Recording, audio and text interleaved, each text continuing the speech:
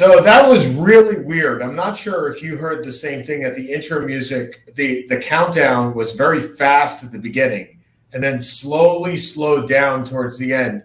It reminded me of people that clap at a ball game and that nobody can keep the same beat over and over again, and eventually it just becomes too fast or it becomes too slow. But I don't know. That's just maybe my marching band. I'll be honest, I don't have the slightest idea what the hell you're talking about. Okay, fair enough. Seth Kamens and Sean Palmer here. Seth and Sean Sports Radio. I'm Sean. That guy's Seth over there. And in case the names on the bottom didn't really clear it up for you. Oh, that's true. I forgot about that. So you can find Seth on S. Kamens, myself at SU Lawyer 2001 on Twitter, and on Facebook we have the Seth and Sean Sports Radio Show page. Feel free to check us out. You'll find all the latest in what we do, and we're here almost every Wednesday. And I will tell you, I've been pretty good this year. You have, and we have a new announcement that we will be bringing the show to yet another country. Unfortunately, not on my end. No, damn married life. You haven't even brought us to one other country. You brought us to a territory. You brought us to Puerto Rico, but you have not for your wedding. But we will be hosting the show. I also did host the show walking home from the birth of my first child. This is true. So we will not be having a show on the 29th because I'll be in the air, but we'll do it on the 30th. That'll be a Thursday instead of a Wednesday. When's the NBA draft? I think it's that night. So maybe we do it a little bit earlier in the day. So earlier in the day for you is later in the day for me because I'll be in Iceland. Is there a time difference between the Eastern Coast, the East Coast, and Iceland? Yeah. I don't know. I've never been to Iceland. Yeah, it's I think it's 3.5 hours. So wait a minute. It's a 3.5. First of all, how can you have a half-hour time difference? I don't know. Hold on a second. Iceland right now, it is currently. So Iceland is on Greenwich Mean Time. Exactly it's 9:02, so it's 4 hours. 4-hour time difference between here and there. So if it's 5 o'clock here, it's 9 o'clock in Iceland. You know Iceland is right above Great Britain, right? I didn't realize it was that far. It was that far east. Yeah, it's right above Great Britain. Greenland is only about an hour the other way. And by the way, Greenland is ice and Iceland is green. So it makes all the sense in the world. And Finkel is Einhorn and Einhorn is Finkel? Well, Greenland only has 54,000 people in the entire country, and the whole thing is ice. And Iceland has 376,000, give or take, and it is all green and beautiful. So we'll have a show either on that Thursday or that Friday, depending on when Seth and I can coordinate. But we'll definitely have a show. What are you looking at? It was just a very funny email. I'm sorry. Okay, so we are taking the show on the road again, at least on my side, and I'm sure my brother will be part of that. Mark Rubin may join us at the bottom of the hour, but he's nervous. Is he drinking already in advance of? He's actually driving from DC to Boston right now, but he is not going to the game. But if he can find a place to pull over at 5:30, he'll join us for the show. Okay. But he did say that if I'm running late, there's no way I'm pulling over because I need to be in a bar by 9. And I was like, that's fair. If you're a Celtics fan. You have to be in a bar in Boston by 9, or do you have to be in a bar? No, I'm pretty sure there are bars along the way. Right, but if you're drinking, you certainly don't want to continue down your road, especially if you're playing the Golden State Warriors, who looked really good in the last game. I mean, really good. And Andrew Wiggins, I never thought I'd say this. Andrew Wiggins was the key to that game. I never in a million years thought I'd say Andrew Wiggins was the key to anything. And it's going to be an interesting decision at the end of this season, Seth, because you have Jordan Poole, who's going to be a free agent next year. You have Wiggins, who's a free agent this year. Starting next year, you're paying Stephen Curry about $50 million. You're paying Draymond Green about $35, and you're paying Klay Thompson $40. So you're at basically the cap with 3 players. If they re-sign all of these guys, and granted, you're assuming that Wiggins will get a less than max contract, not a max like he did this time. He's not going to get But he'll make 25, right? Mm-hmm. He'll make 25 to 30. Jordan Poole, who currently makes rookie contract, is going to make at least 10 in his next deal, if not more than that. They're going to be paying $375 million between penalties and salary cap in 2 years. My gut is they're going to let Wiggins go. You have Kuminga and Moody, who you've brought in. Kuminga. I just like the name. Yeah, I don't get the reference because I haven't seen every movie 8,742 times like you have. But even if he's not quite Wiggins, at some point Joe Lacob there has to be some threshold here. And the problem is you don't know what you really have with Clay going. Like he's not, as of now, he's not back to Clay, although he's very good. Curry's, they're paying Curry for what he's done, not what he's doing. And Draymond is, Draymond. You're going to probably pay. You're going to probably play Poole. You're going to pay Poole. Excuse me. You can't. I don't know. It is a really interesting situation. I mean, you have Curry next year, 22. So you're 22 to 23 at 48. Clay's at 40. Wiggins.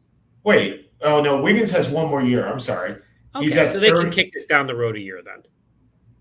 They can kick this down the road 1 year. Yep. Because unless they want to sign him to an extension, because Wiggins is at 33, and if they let it go, Seth, he's a UFA, unrestricted.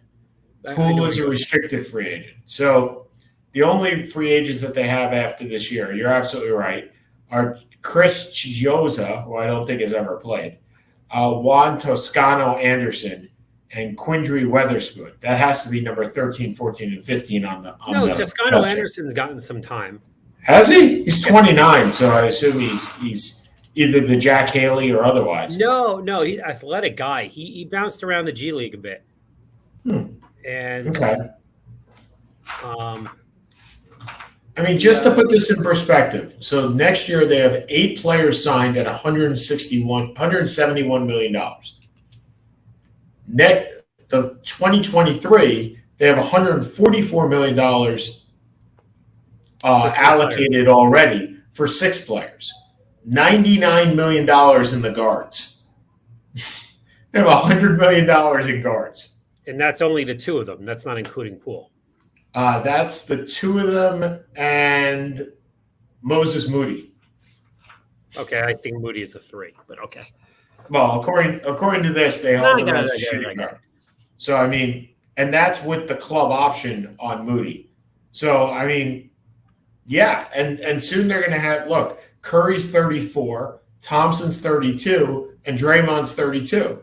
So, I mean, sooner or later, these guys' age is going to catch up to them. I'm not sure as much Steph. Steph looked really good in the last game. Because Steph's game is not based on athleticism. He may not be able to shoot the 37-foot 3-pointers anymore because he may not have the legs for it. But he may have. But his game should hold. Draymond's game is really not based on athleticism either. It's just kind of based on more of an all.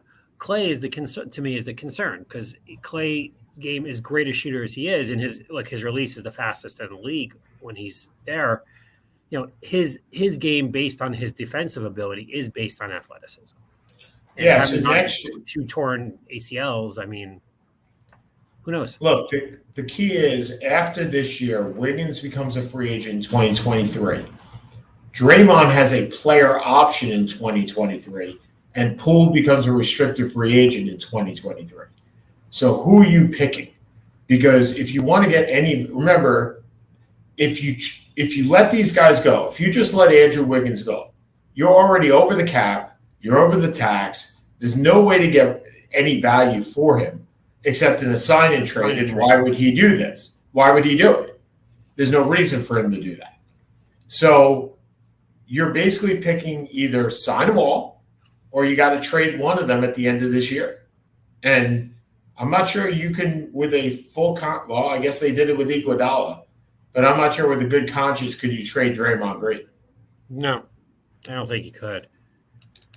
Iguodala. There was a great article about this, I think, in the Athletic or ESPN. I forget which. Well, first there was one in the Athletic, and then there was one in ESPN yesterday, so they both played on it, on how Andrew Wiggins, the contract itself, while originally was, hey, we need to just get something for Kevin Durant. Right. This is Durant to D'Angelo Russell to Minnesota. Yeah. To Minnesota. And to tell you the truth, everybody at the time thought the first round pick was the valuable commodity that was coming out of that trade. That was what was confusing on the deal. Was the first round pick, which ended up being James Wiseman, who really hasn't done a heck of a lot in 2 years. No, the first round pick became Kuminga. Did it? It was the seventh pick. It wasn't the second. How did Golden State get the second pick overall? They did. Was the record that they bottomed out? Yeah, they bottomed out. Much the same way as Tim Duncan and the Spurs and David Robinson. So who are you picking tonight? I mean, we've seen one great game out of Boston. We saw one great quarter out of Boston. Okay, one great quarter out of Boston. We saw a great game out of Golden State. Golden State played phenomenal ball and moving the ball around. Like that was typical what you would envision ball movement to be. I'm picking Golden State tonight, even if it's back in Boston. So am I. I'm also. I mean, I do wonder if what they're going to try and do is they're going to try and instigate Draymond Green. Oh, of course. I mean, and get him, because I don't think after everything that's happened, it feels like over this playoffs, I think they're going to have a very quick whistle on Green in regards to tease. I would almost expect him to be kicked out of this game, to be perfectly honest. Well, I'm surprised, and I know that was it Van Gundy that said it last time, when there should have been, well, in the regular season, it should have been a double technical between Jaylen Brown and Draymond Green, and there was no technical called, and probably the reasoning was that Draymond already had a tee, so they weren't going to kick him out. So, yeah, I think Draymond gets another one tonight. I think if I'm Boston, I'm just poking him. Look, we all had a guy in the schoolyard, right, that just poked, right? You send that guy out just to annoy the crap out of you. Well, they should send whoever that is for Boston, whether that be Peyton Pritchard, Grant Williams. Robert Williams? Grant Williams. Oh, Grant Williams, whoever it is, just keep poking at his stomach because Draymond will blow. If Draymond gets kicked out, say, in the first half, you still picking Golden State to win the game? Or does Draymond have to play the full game? I think Draymond has to play the full game. Okay. All right, switching gears a little bit to our favorite quarterback, Aaron Rodgers. I wasn't sure if that was our favorite quarterback. Well, he's been our favorite quarterback. For fantasy purposes, yes. So there's two questions here. First of all, is he still look, we're in fantasy football land already. We're in June. Are we? We are. Is he now? So there was an article the other day where Tristan Cockcroft said Aaron Rodgers is no longer a QB1 at all. He now falls down to QB2. Agree or disagree? 12-team league. Disagree. He's not a high QB1, but we really don't know what Christian Watson's going to be. But I get the point. They have no wideouts. Aaron Jones becomes a heck of a lot more valuable because he's going to catch a boatload out of the backfield. As does A.J. Dillon. Yeah, but A.J. Dillon's not a receiver by trade. He's a third down battering ram for the most part. But he's not Mike Tolbert. Yeah, he's Mike Tolbert. Yeah. But I think this is handoff. I really think this is handoff to Jones, handoff to Dillon, throw to Tanyan, first down. Handoff to Jones. Are we dropping Aaron Rodgers? I think I think we are. I keep going back and forth on this, and for those that do not follow our show, we have to keep 3 guys this year. We have a litany of options. First of all, we have 2 options which we generally have not discussed, which are J.P. Dobbins and Cam Akers, who we both had at $1 last year, and they sat out the whole year. I love Cam Akers. I think Cam Akers is a stud. So we have those 2 guys. Then we have Darren Waller, I believe, at 9 or 10. We have Cooper Kupp, who is a no-brainer at 30, I believe, to keep. We have Derrick Henry at 45. We can keep him at 45. And we have Debo. And we have Debo at 12. So, I mean, Seth, I don't think there's room for Aaron Rodgers. Aaron Rodgers would be 29 to 30. I mean, you and I go through this every year is, can we get these guys for the value that we would keep them, right? And I think we might be able to get Aaron Rodgers for $30 this year. If we want Aaron Rodgers. At that right. point. No, I'm saying, but that's the value of a keeper, right? We would not be able to get Debo Samuel at 12. No. We would not be able to get, in my opinion, Cam Akers at 6 or J.B. Dobbins at 6. We might be able to get J.K. Dobbins. Yeah, we may be able to get Waller at 15. Maybe. Tight ends. With Devontae coming in, and Waller wasn't great for us last year. Right. Tight end. Well, he's also hurt the second half of the year. I get it. And we're not going to be able to get Cooper Kupp for 30. No. So my assumption is Kupp is a no-brainer. Kupp is a no-brainer. Debo is a no-brainer. Debo is a no-brainer. And we have 7 positions we can look at because, as you said, Derrick Henry at 45 is doable. But we may be better off keeping Cam Akers at 6. Well, and remember, again, if we do keep Henry at 45, we lose him. He's done. Right. I mean, this was like the last straw, right? You get him for one more year. This is I call it the Nabate Isles in the middle of a season rule that he does every year. There's always one. And if we keep Akers, this is year 1 of keeping Akers. We get 3 years of Akers. So we get him at... Oh, because he was on our DL the whole year, because we never activated him? Or we get 2 more years of Akers. So we get him at 6, and then we get him at 11 for the next 2 years. That's not a bad plan. No. Keeping that guy. So, but the thing about Rodgers that got me, did you see any of the press conference that he held? No. All right. So I stopped caring what he said about a year ago. So I tend to watch a little bit of Aaron Rodgers because I do care about what he says. I did enjoy watching the press conference where he was completely open and honest, right? Where he's like, yeah, they lied to me. Like, they flat out lied to me and said I'd be traded or I'd be held or whatnot. And then, so I was like, okay, let me watch what he did. And he held a press conference the other day where he basically said, I'm going to retire here. I was like, yeah, I saw that. That's interesting. He's going to retire here. And then he puts a little caveat. Unless they do something strange like trade me. Wow, does that scream Brett Favre? It just screams Brett Favre, where it's, I'm going to quit unless you trade me. I'm going to quit unless you trade me. I'm going to retire unless you trade me. So it made me go back and look at the salary cap implications of what would happen if, or in the next couple of years for his salary. So I'll bring this up. It's right here. Let me see if I can make this bigger. All right. So there we go. And we're doing this because it's baseball season, and Seth doesn't like to talk about baseball. So if you look here, well, we will in a second. So if you look here, so next year, if he gets cut, his cap hit, if he gets cut before the year, his cap hit is $150 million in the dead cap. We know that's not going to happen. Not likely. We know that he has guaranteed money in year 2, which is, so his dead cap hit is $99 million. So he's good for 22 and 23. But look at 24. His salary is $2 million.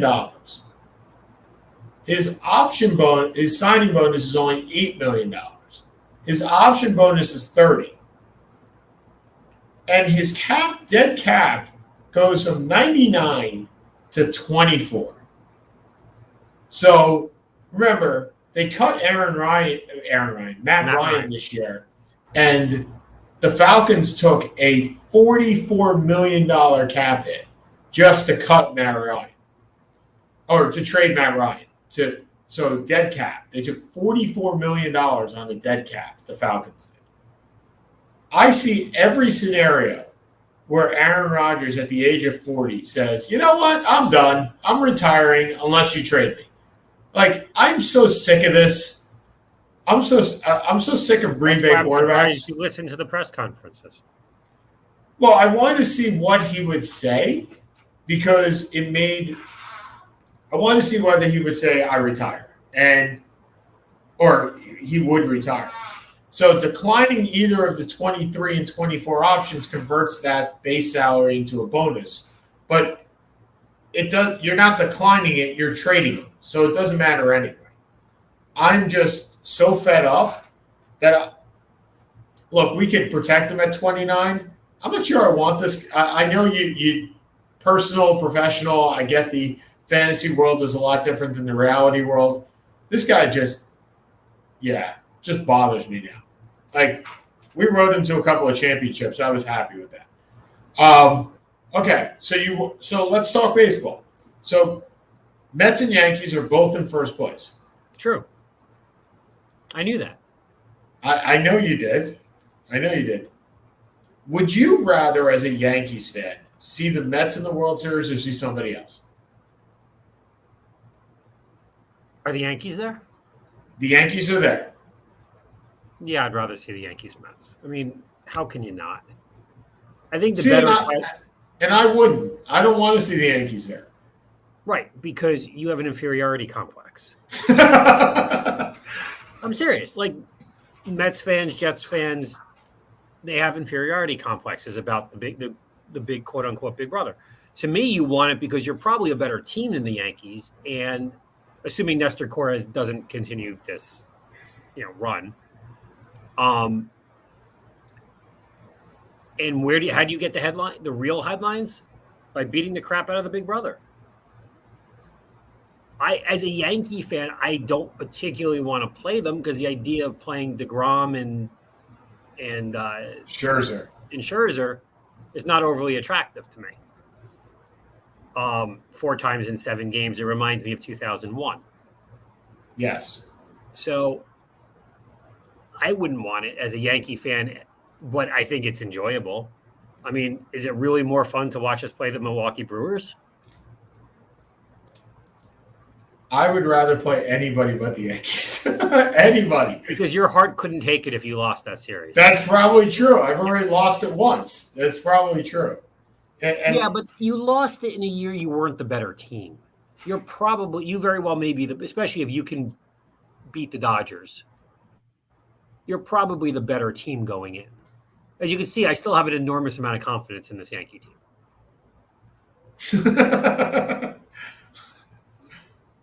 Look, this Yankee team is one bad injury away from bye-bye. Yeah. Or Nestor coming back to reality, right? I mean, not the Jim Cott reality, just reality in general. Jim Cott said some obnoxious things this week. Yeah. You heard that? Yeah, he sounded like an ass. Now he's a Hall of Fame ass, though, which makes it even worse. So we can put him on the wing with Kurt Schilling. But Kurt Schilling's not in the Hall of Fame. That's the difference. Yes, but he'll end up in the Hall of Fame. I don't know. The Veterans Committee will vote him in. You think so? Do you? Okay, so let's go to that.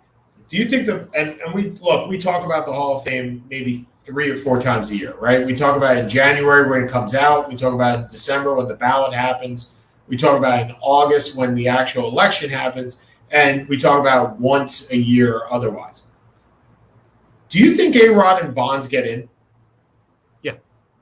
Veterans Committee does not care. They will just put them in. Bonds is one of the 5 best players of all time. Rodriguez is probably the best shortstop of the last 100 years. Right, and Clemens is the best pitcher of the last 100 years. They'll get in. Okay. I don't think the Veterans Committee. I don't think players of that magnitude. We're not talking a borderline. We're not talking Palmeiro. We're not talking McGuire. We're not talking more borderline. I think they're going to get in.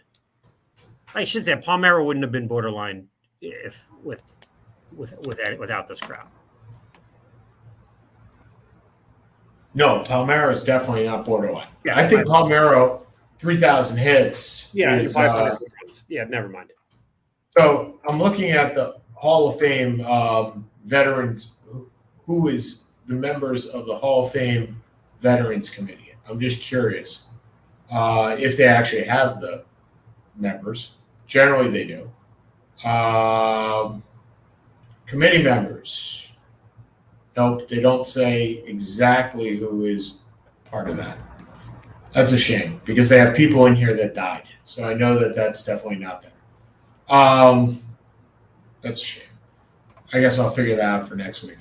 So anyway, I think what you're going to see is I disagree. I don't think any of them actually get in. I think you're going to see that maybe in time, maybe in 20 years when people look back on it, but I don't think you're going to see it anytime soon. Can you, once you go through the Veterans Committee once, can you continuously throw it up? Okay. It may take a couple years, but inevitably they'll get in. Well, so what happens is there are revisions to the voting process that took place a couple of years ago. Wait a second. So in 2022, it's today's game. So today's game is 1988 to the present. So that's now. So today's game comes up every 2 or 3 years. So it'll be in 2022. That'll be in 2024. That'll be in 2027. So I don't know why they skipped one, but whatever. So they can continuously come up same way the NFL does. Like if you miss in the NFL in the Veterans Committee, you could be brought up every single year for a vote. Oh, that would explain why there's 87,000 people in the NFL Hall of Fame. No, there's 87,000 people in the NFL Hall of Fame because there's a minimum requirement to go in. Utterly ridiculous. You need 4 people to go in every single year. I actually thought it was 6. No, 4 people, 4 minimums, and then you can have 4 minimum or 4 players.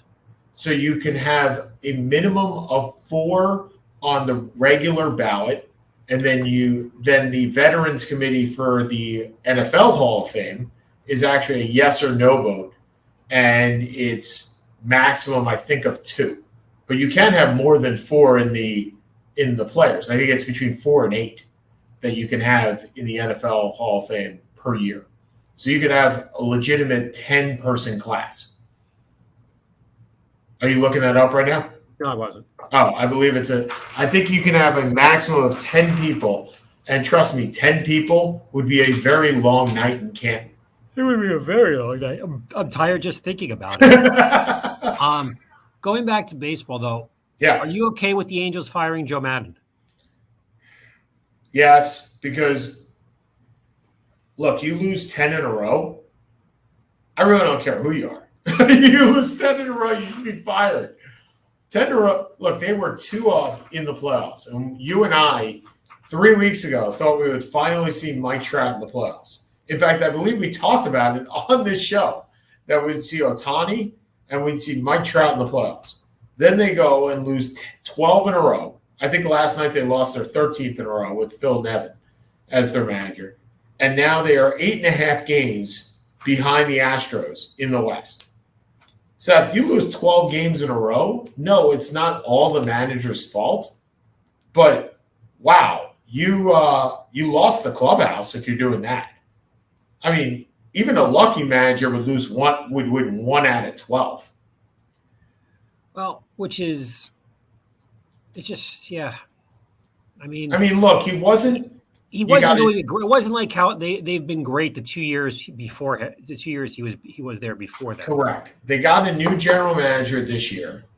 That Joe Madden was not his guy. He was on a lame duck contract, so this was the last year of his contract to begin with. This is not like Joe Girardi, who Joe Girardi had 2 more years after this year on his contract. This was a very high-priced manager that probably was not going to return next year anyway.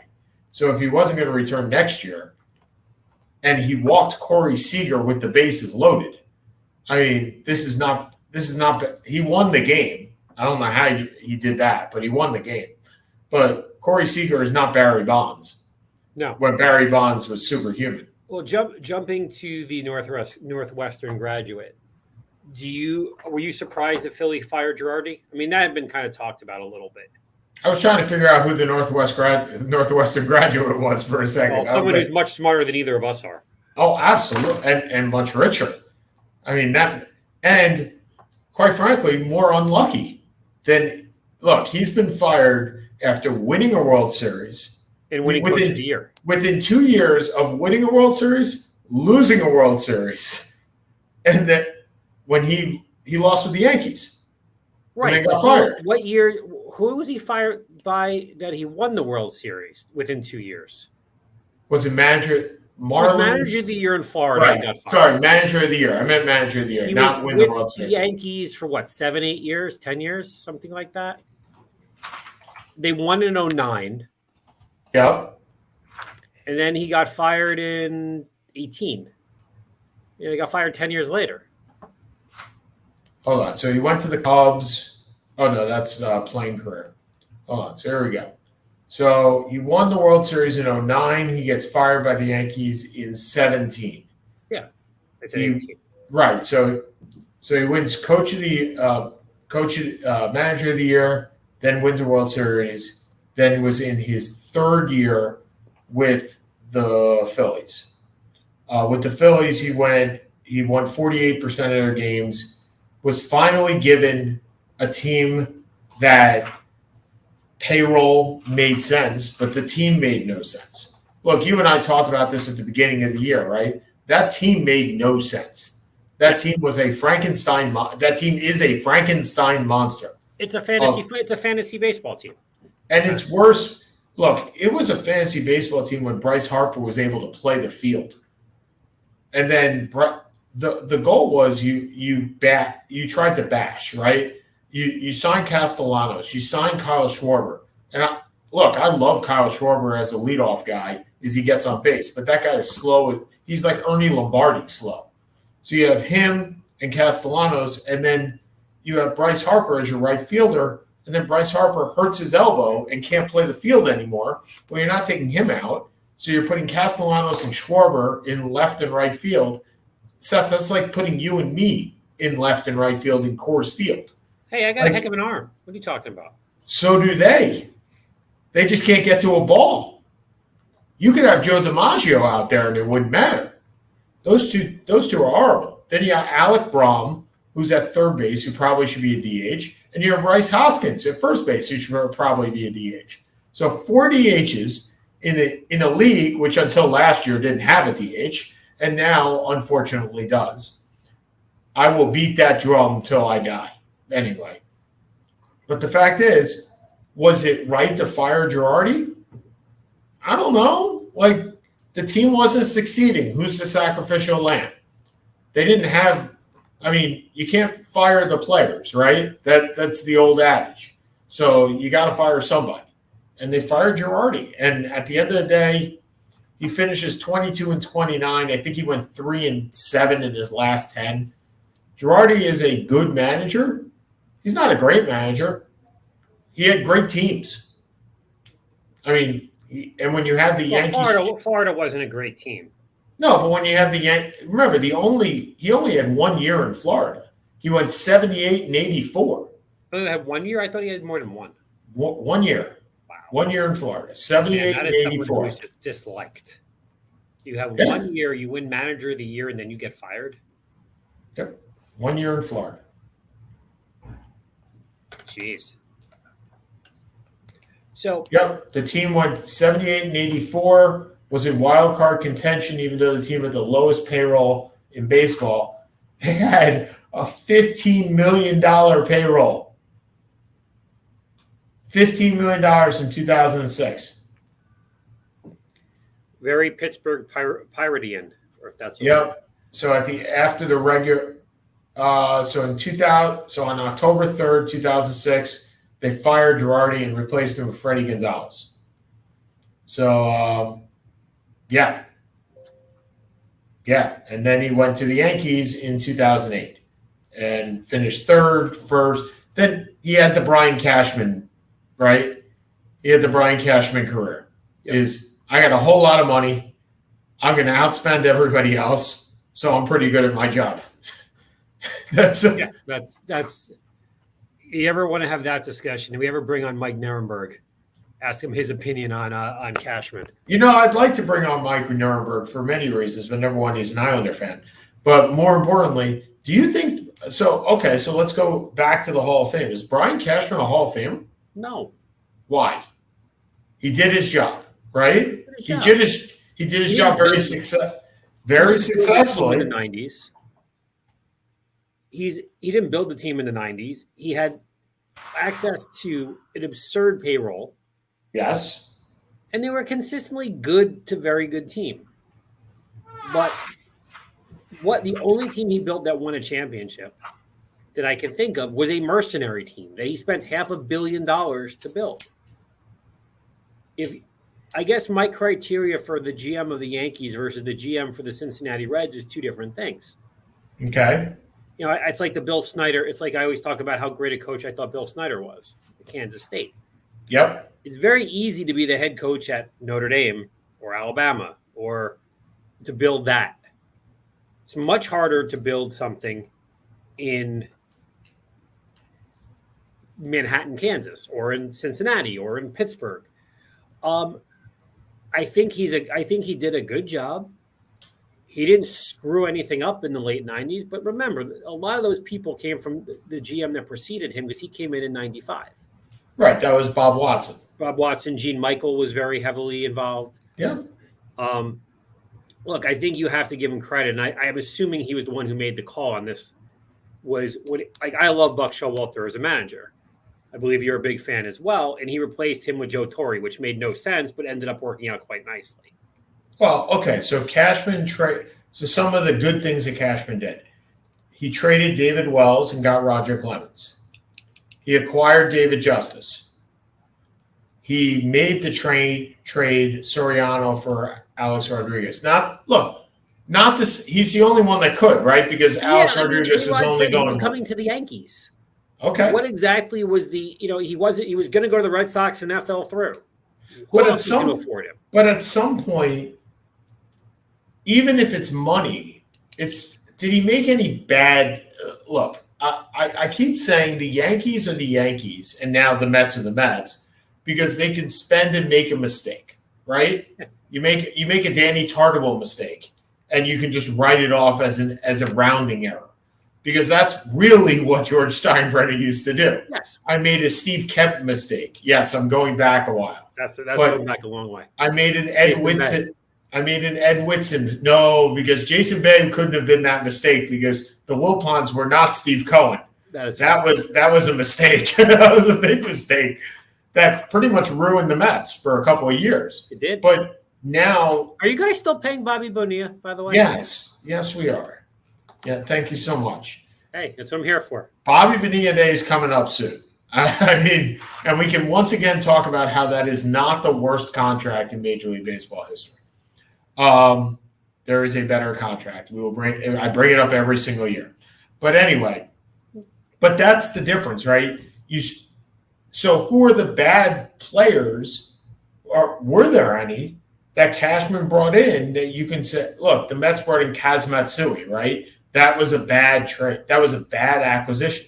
Is there a way to become a Hall of Fame general manager when you're the New York Yankees?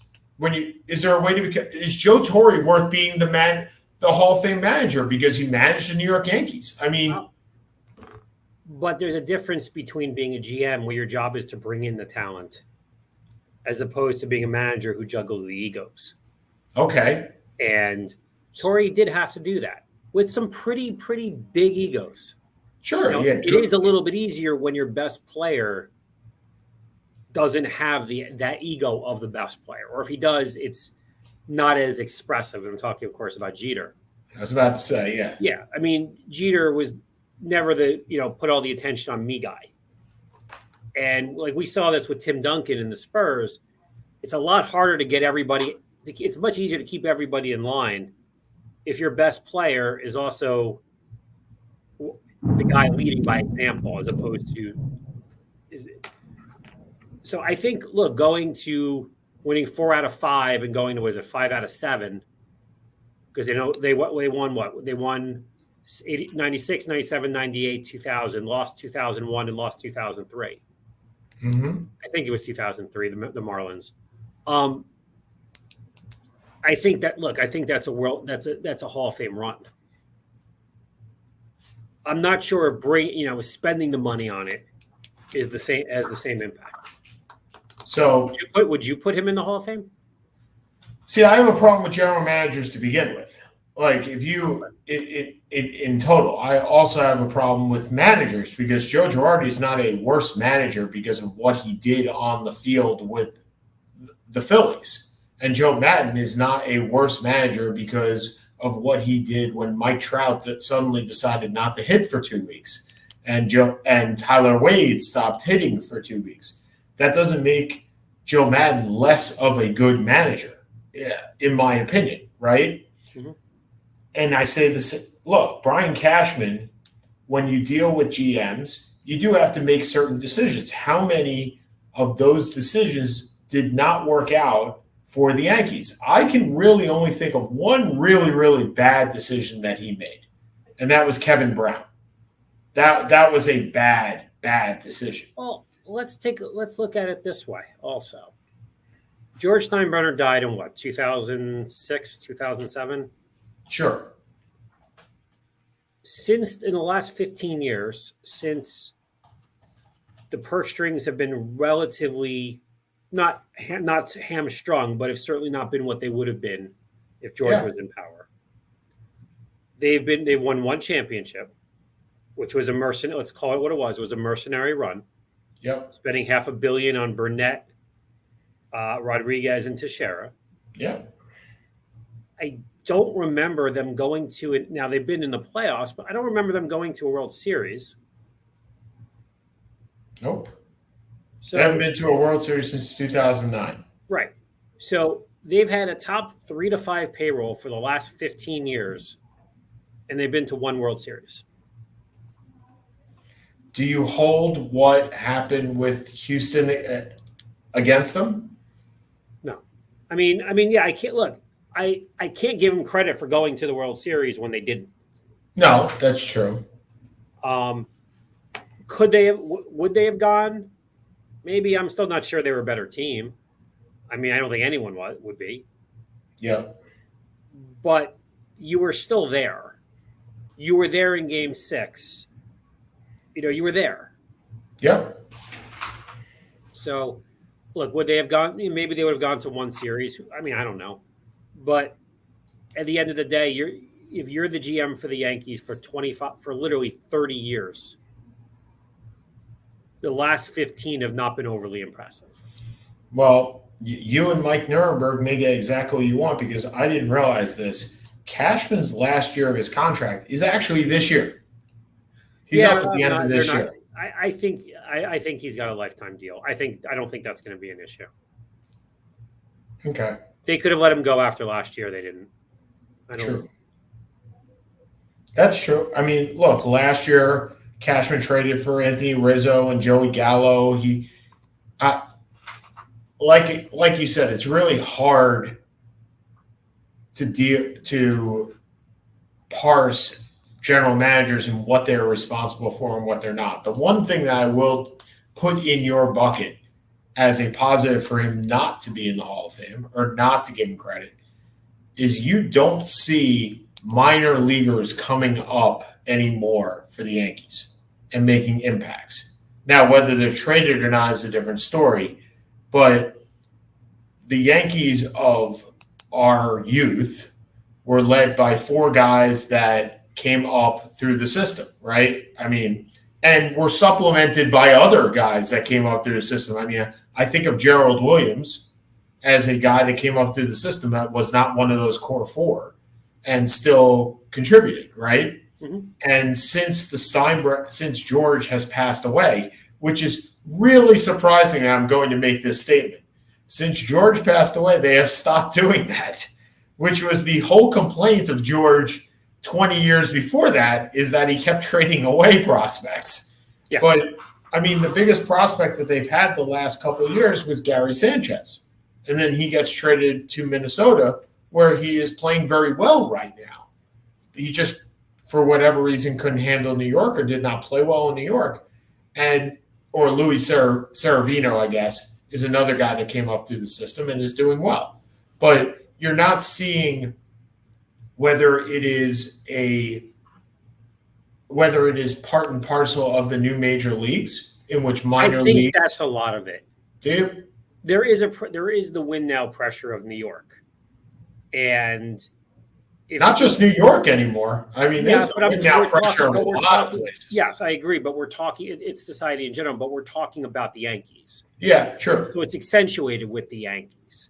Okay. And you saw they traded prospects for Talon. They traded prospects at one point for Paxton, which was a bust. By the way, the other bust was Jacoby Ellsbury. That's an all-time bust. Yeah. They traded prospects for Gallo and for Rizzo, and because it's all win now. Yeah. Because I've got to assume Cashman also kind of sees, forgetting the first half of his tenure, but in the last 20 years, they've been to one World Series. Yeah. Like, it's not the Super Bowl where it's a one-off game and you're losing on fluky things. They've been outplayed. Yes. In a short series. And part of it, I mean, look, that was the reason why they signed Garrett Cole, right? Was because they had not had a number one starter in such a long period of time. And Cole, since Sabathia. Yeah, and Cole has done nothing to write that contract off. He's played very well for that team. But now they don't have a number two. And by the way, the Jacoby Ellsbury contract was the modern day Danny Tarver. It was just, but it didn't stop them from spending. That's what I'm trying to get at, right? It's like, oh yeah, tax write-off, Jacoby, $72 million, no big deal. Meanwhile, Wilpon was saying, oh, I could use Bernie, where's my $72 million? So there was an interesting quote, and I'm going to paraphrase from Brandon Nimmo of the Mets.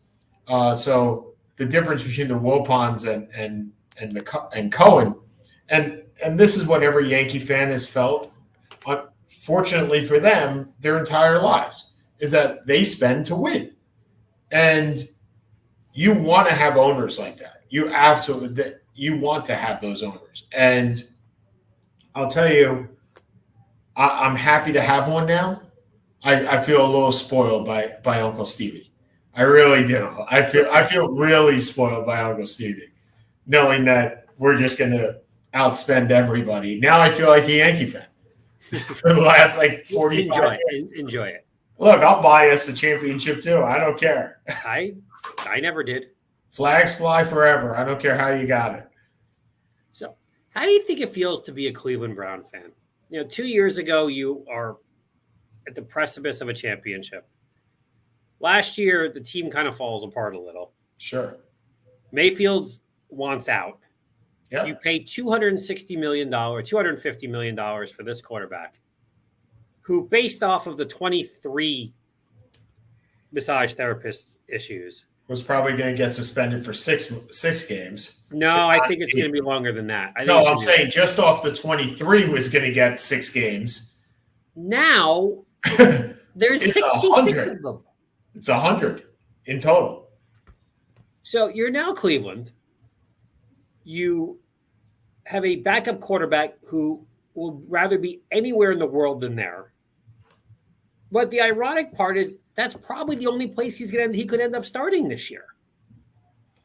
So it's interesting that you say that because I was talking about that today in the office. So there's two things going on here. Number one is the fact that I'm going out and buying a Jacoby Brissett jersey because I think he's the starting quarterback for that team. Number two, the only trade that makes sense, and we see this in other sports, is swaps of bad contracts. Like you see a disgruntled player over here for a disgruntled player over here, right? You swap the bad contract. Mm-hmm. What do you think of a Baker Mayfield for Sam Darnold deal? I think if I'm Carolina, I don't like the deal. They like Darnold. I'm trying to figure out why still, but okay. I don't know. But look, if McCaffrey's healthy and you re-sign DJ Moore and Robbie Anderson. DJ Moore's got a 4-year deal. They re-signed him. I apologize. And you have Robbie Anderson can't be worse than he was last year. I mean, Matt Rule needs a good year to keep his job. Yes. Are you going to bring in someone who doesn't know the system, who's kind of been a me first guy? It's true. Or are you going to say, look, I think people don't blame Darnold a lot on the Jets. Like there's culpability he has some of it, but there were a lot of moving parts to that. Yeah. Yep. Yes. And he knows he's, for all intents and purposes, he's playing for his starting career this year. He's lucky that pretty much he has this year to do it. Mayfield,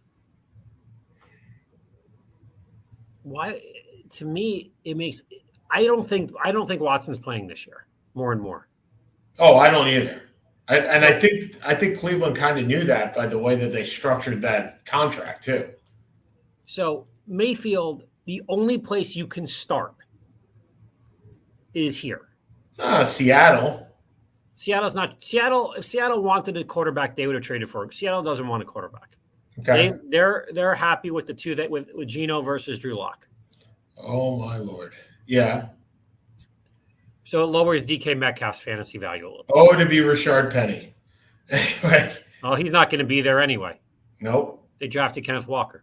Yep, and they got Chris Carson, maybe. Chris Carson. And I mean, Penny's been hurt for 3.5 years. It's kind of hard. But I mean, the trade makes sense, but I don't think Carolina does it. Okay, so how do you feel if you're a Cleveland fan right now? I'd be at a bar. I mean, I don't see how this ends well in any capacity. Where does it end though? Like, is he put on? Is he put on the Adrian Peterson list, right? Where he gets paid, and yet look, if I'm the NFL and I want to send a message, I actually let him get paid this year and then suspend him next year. Because that way he doesn't get paid his $42 million or whatever it is. But it is, I mean, between this and the Washington Commies, this is going to be an interesting month in the NFL. And I wanted to touch upon that for a second. So the Congress, how do you feel if you're Roger Goodell? Let me ask you this. So the federal government has subpoenaed you to talk in front of a congressional hearing. They have also subpoenaed Daniel Snyder to talk. You know damn well Daniel Snyder ain't going before that committee. There ain't a shot in hell of that guy going in front of that committee. Zero. You know, the government pays a lot for their military servicemen to have Kevlar. That's what Roger Goodell's role is for the NFL right now. He is just the Kevlar of the NFL. He just takes shots left and right. He does, but it kind of bounces like his legal guy was at Jason. I forget the name. Jeff Pash. My God, I love that guy. Well, you want to my idol. You want to be my idol. Yeah, of course he is. I mean, he has made it possible for Goodell's. I mean, look, Goodell, after everything that's happened, is still employed.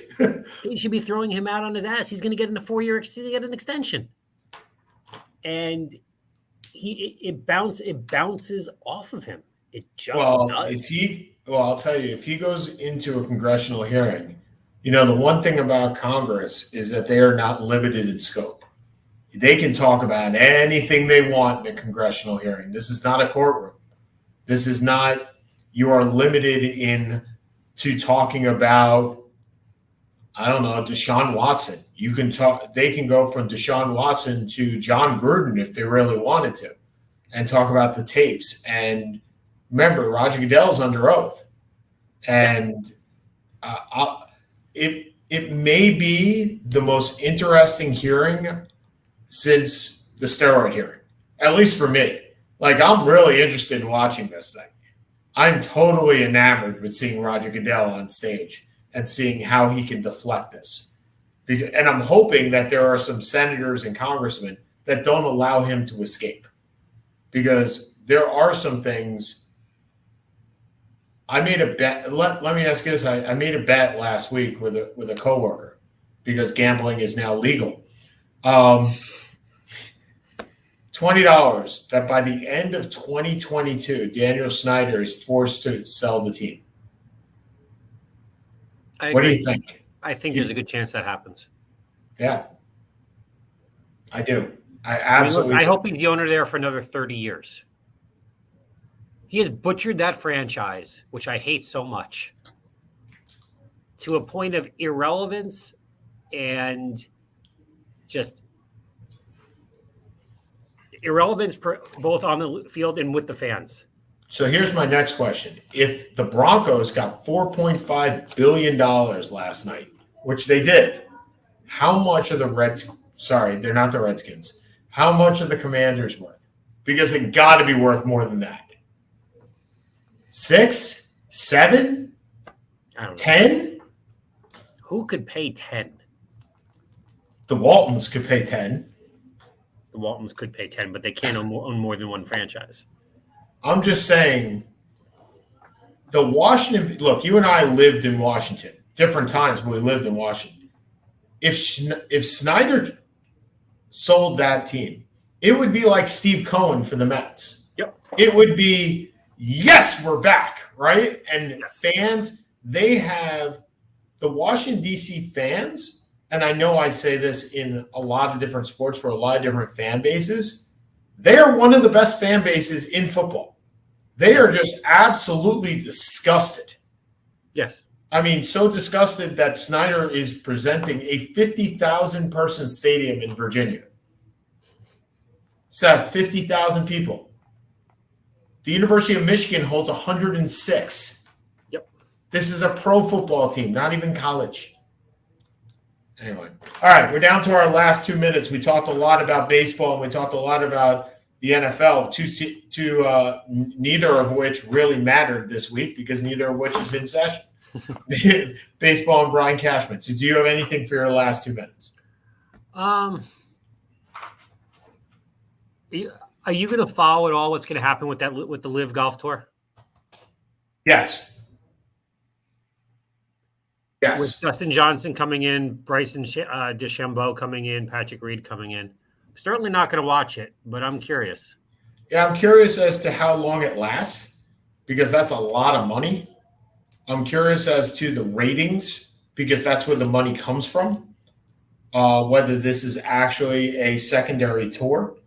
But, yeah, I'm interested to see how many of those players actually do play in the majors and what the reception is when they do play in the majors more than anything else. Because they are allowed to play in the majors. Mickelson has already said he's playing in the U.S. Well, he's allowed because he has a lifetime exemption.